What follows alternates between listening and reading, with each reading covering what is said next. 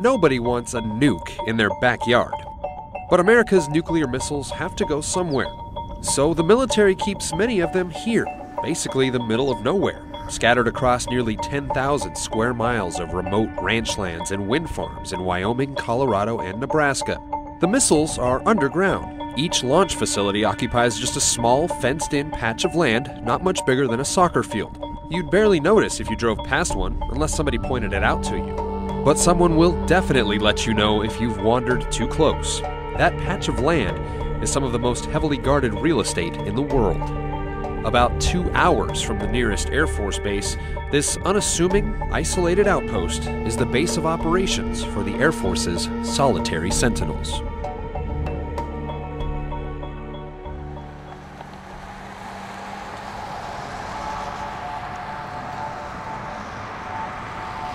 It's early Monday morning at F.E. Warren Air Force Base. All right, morning everyone.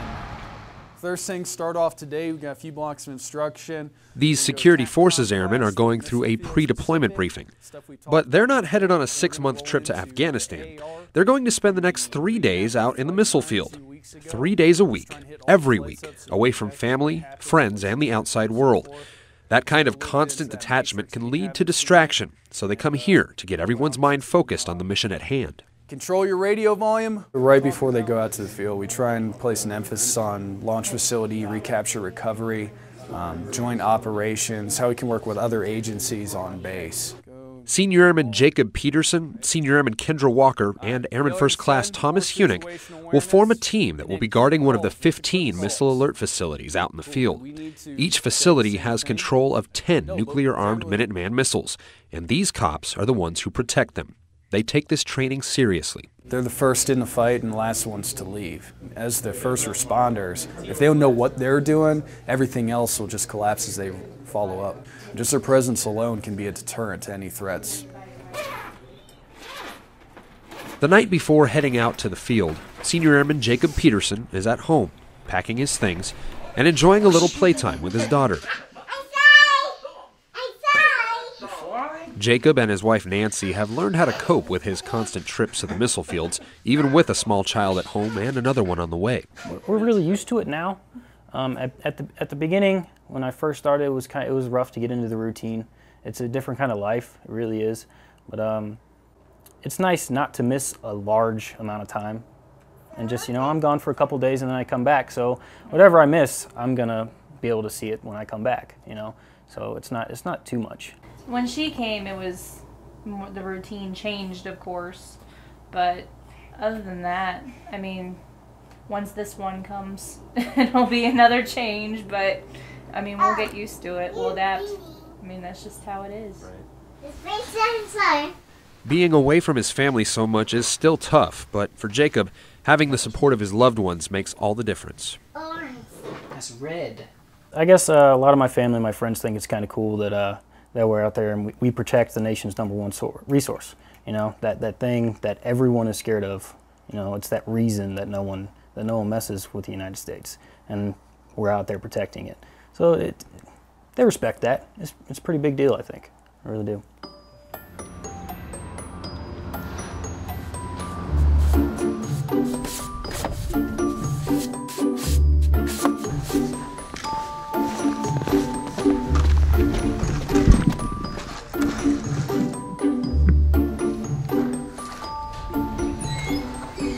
In the morning, the cops of the 90th Security Forces Squadron get ready for their trip to the missile fields.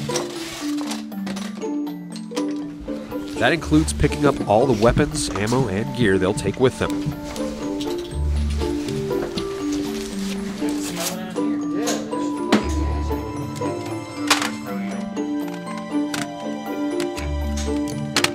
Fall in. At guard mount, the cops are assigned to teams and told which missile alert facilities they'll be guarding. Roll call.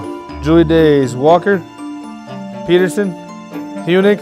Walker, Peterson, and Hunick are headed out to Site Juliet. Flight, Post. This is where they'll spend the next 72 hours, the missile alert facility.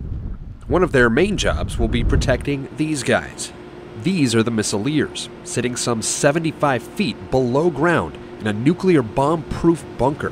They're the ones in control of the missiles, and should the president ever give the order, they'll be the ones launching them. It's an almost incomprehensible responsibility, but these officers take it in stride. They tell you you're going to be responsible for weapons on alert, but when the first time you come down here and actually sign the paper saying I'm responsible for these 10 ICBMs, I have control of these weapons right now, it's a little nerve-wracking the first time. It gets easier as you go on. You still have to really pay attention to everything you're doing, but it gets a little easier day to day. You realize that everything's safe. They have lots of safeguards in place to prevent anything happening to the weapon system or anything else out here. Lieutenant Drum monitors some of those safeguards, like sensors that can tell if someone or something has gotten inside a launch site. If an alarm goes off, the missile officer calls the cops on the alert response team topside, who spring into action. Where you go? Where's it again? Julie 9.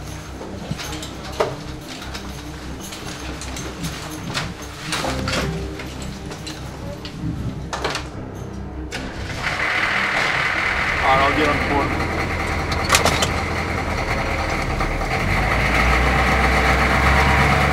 Senior Airman Peterson and Airman First Class Hunick are responding to an alarm at one of the missile sites, but they have to find it first. Pretty flat out here, so there's really not a lot of landmarks that you can go off of. It's hard enough to see out of the Humvees to begin with, and then some of the road signs are really hard to read. We're always in a hurry no matter where we're going, whether it's to alarm or whatnot. So, the person in the passenger seat really has to be on point and getting in the road map and figuring out which direction we need to be heading at all times. See you right up there? Yeah, just past the tree line. This is it. What? Left? That's it. Yeah.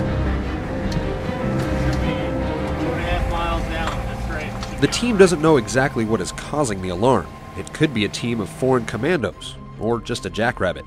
They don't take any chances, first checking out the site through binoculars for any suspicious activity. Then Airman Hunick sprints up the access road to the site, while Airman Peterson provides cover from the Humvee.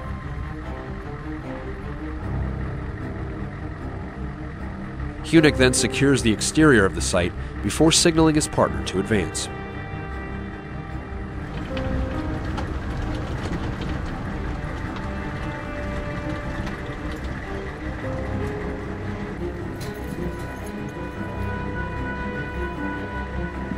Once inside, Hunick performs an extensive sweep of the area looking for anything out of the ordinary.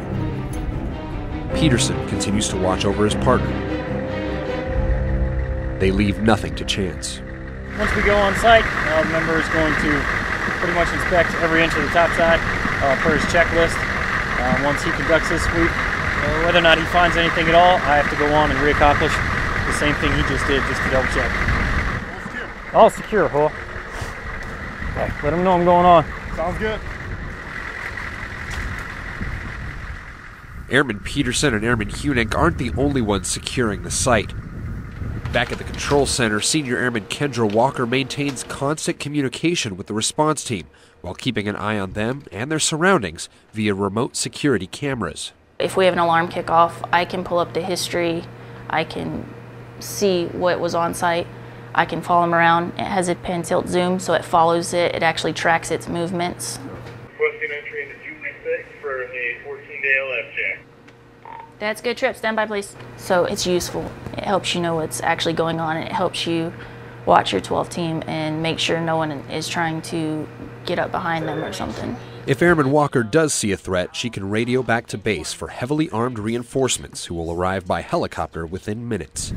Stealing one of these nukes would be like trying to rob Fort Knox. It's just not going to happen.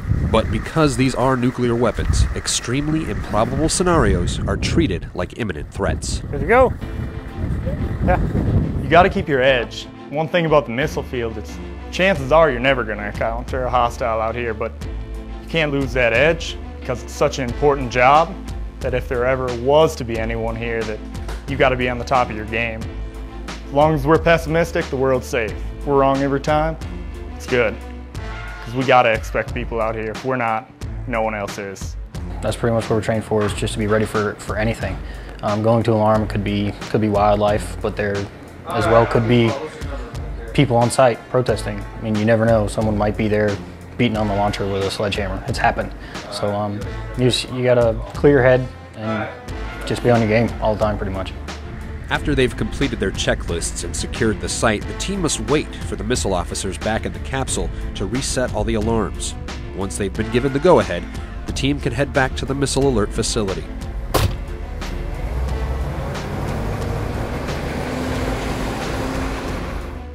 And that's the most excitement the team is likely to see during their shift. Most of the job is just sitting, waiting, watching. It can get pretty monotonous spending days at a time away from family, urgently responding to false alarms, and protecting something that's already pretty impenetrable. It's not for everybody, and it takes a special kind of airman to keep watch over the most devastating weapon system on the planet. I know a lot of people look down on Missile Field. Nobody really wants to come out here, but I think that's what makes it what it is. The fact that we don't really want to be out here, but we're out here all the time, 24/7, 365, protecting this resource. It's a big deal. For today's Air Force, reporting from F.E. Warren Air Force Base in Cheyenne, Wyoming, I'm Tech Sergeant Nicholas Kurtz.